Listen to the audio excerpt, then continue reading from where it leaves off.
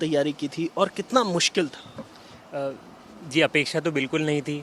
And UPSC examination ही ऐसा है कि जिसके अंदर कोई रैंक का अनुमान लगाना बहुत ही ज़्यादा मुश्किल होता है। इसमें कोई गारंटी से कह नहीं सकता कि ये रैंक आएगी। स्पेशली फर्स्ट रैंक तो बिल्कुल ही अपेक्षा नहीं कर सकते थे। एंड ये मेरा फर्स्ट टाइम था जब मैं एग्ज़ाम दे रहा था, तो मुझे नॉलेज भी नहीं था कि मेरे कितने मार्क्स आएंगे या कैसे मेरे आंसर्स का स्टैंडर्ड है, क्वालिटी है। तो मुझे पेपर अच्छे हुए थे, मुझे लग रहा था कि थोड़ी अच्छी रैंक आ सकती है, बट फर्स्ट तो कम्प्लीटली अनएक्सपेक्टेड था मेरे लिए। अच्छा, ये बताइए कि आपने आईआईटी बॉम्बे से ग्रेजुएशन की है। आईआईटी बॉम्बे से फिर यूपीएससी आने का सफ़र। मेरे फाइनल ईयर में आईआईटी में मुझे जॉब मिली थी सैमसंग साउथ कोरिया के अंदर। तो वो काफ़ी अच्छा अपॉर्चुनिटी था मेरे लिए। एंड तब मैंने उस अपॉर्चुनिटी को लेना सही समझा, क्योंकि बाहर अच्छा एक्सपोजर मिल सकता था। सो मैं 1.5 साल के लिए बाहर गया, मैंने बाहर काम करा, वहाँ की लाइफस्टाइल देखी, वहाँ का डेवलपमेंट लेवल देखा। फिर मैं इंडिया में आया, मैंने 1 साल इंडिया के अंदर काम करा बेंगलोर में।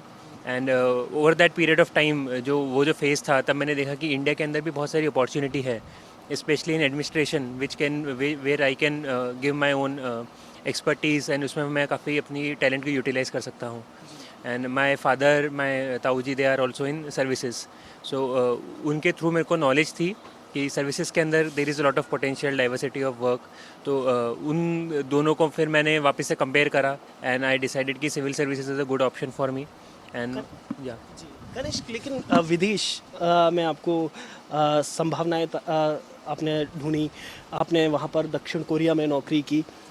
कई भारतीयों का सपना होता है विदेश में नौकरी का, बस जाने का। फिर आपने क्या कभी वो आपके अंदर सपना नहीं जागा, आप वापस भारत आए? फिर क्या ऐसा था जो आपने सबसे ज़्यादा जो भारत के कमज़ोर पहलू, जैसे कि आपने कहा कि सिविल सर्विस, इसलिए कि कई कमज़ोर पहलू देखे, तो ऐसे क्या कमज़ोर पहलू थे जो आपने देखे और आप चाहते हैं कि उनमें सुधार आना चाहिए? जी, मैं कमज़ोर पहलू तो नहीं कहूँगा, बट मैं ऐसे पहलू कहूँगा जिनके अंदर काफ़ी डेवलपमेंट की पॉसिबिलिटीज़ बहुत ज़्यादा है, पोटेंशियल बहुत ज़्यादा है। जैसे बाहर मैंने देखा कि जो इंफ्रास्ट्रक्चर लेवल है काफ़ी अच्छा है, रोड ट्रांसपोर्ट हो गया, रेल ट्रांसपोर्ट हो गया, हेल्थ केयर सिस्टम काफ़ी अच्छा था, एजुकेशन लेवल जो साउथ कोरिया का काफ़ी अच्छा था, इनोवेशन था। तो ये सारे फैक्टर्स ऐसे थे जिसके अंदर इंडिया में there is a lot of potential, जो लोग उसको जिसमें जो अपना डेमोग्राफिक डिविडेंड है अभी इंडिया का, जो उसके अंदर यूटिलाइज हो सकता है।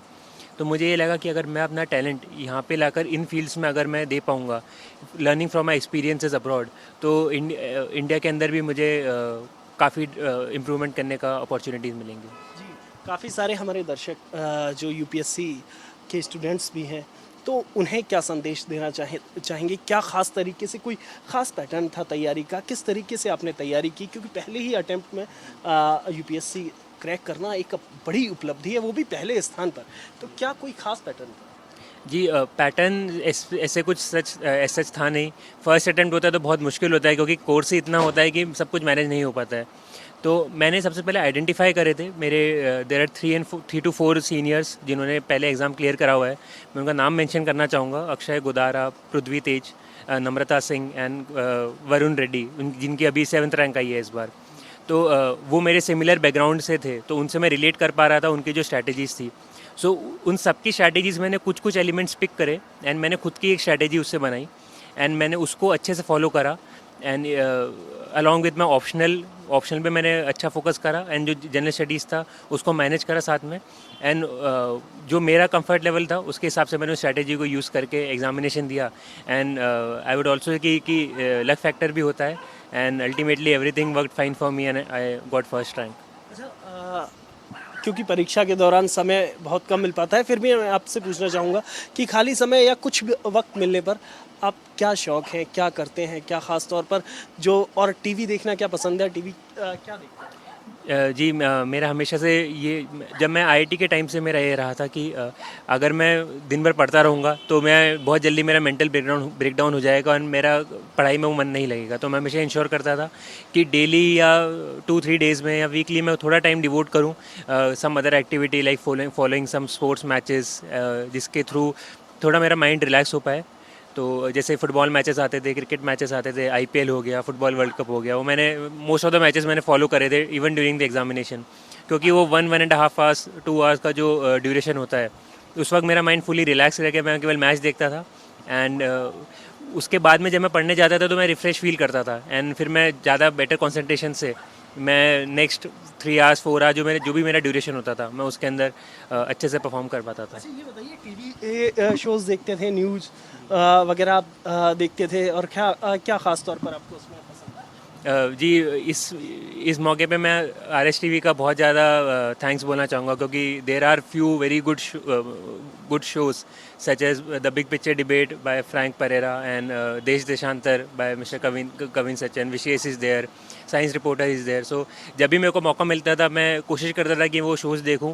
अगर मेरे टीवी पे मिस होते थे तो मैं यूट्यूब पे जाके उनको ज़रूर देखता था।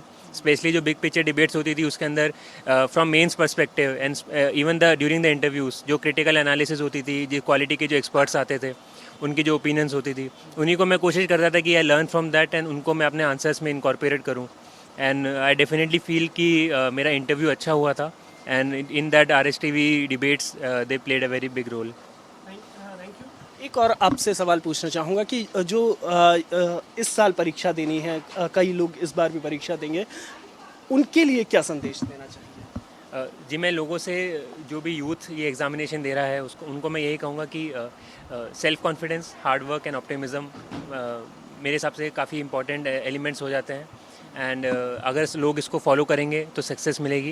एट द सेम टाइम ये जो एग्ज़ामिनेशन है इसको लार्जर देन लाइफ नहीं लेना चाहिए। अगर कोई मिस्टेक होती भी है तो उससे लर्न करके नेक्स्ट सिचुएशन में इंश्योर करना चाहिए कि वो गलती हम दोहराएं नहीं।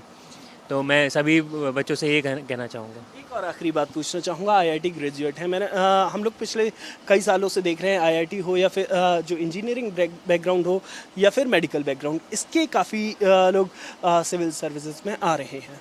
तो क्या इससे आपको लगता है कि जो टेक्निकल बैकग्राउंड के लोग हैं या मेडिकल बैकग्राउंड के लोग हैं उन्हें फ़ायदा होता है, या जो सामान्य जो आर्ट्स के स्टूडेंट्स हैं वो कहीं ना कहीं पीछे रह जाते हैं कि आप लोग आईआईटी या मेडिकल के लोग आगे आते हैं? तो ऐसे में क्या उन लोगों के लिए मुश्किल है, या जो प्रतिस्पर्धा अगर हम कहें तो बराबर की प्रतिस्पर्धा हो? जी मेरे अकॉर्डिंगली ये जो एग्ज़ाम का जो पैटर्न है इसके अंदर 4 GS के पेपर्स हैं, 2 ऑप्शनल के पेपर है, तो सबका इक्वल वेटेज आ ही जाता है कि ऑप्शन पे भी फोकस करना है, GS पे भी फोकस करना है। एंड हम देखें तो रिसेंट पास में लिटरेचर जो ऑप्शनल वाले लोगों ने भी एग्जामिनेशन को टॉप करा है। तो ऐसा नहीं है कि केवल इंजीनियरिंग या मेडिसिन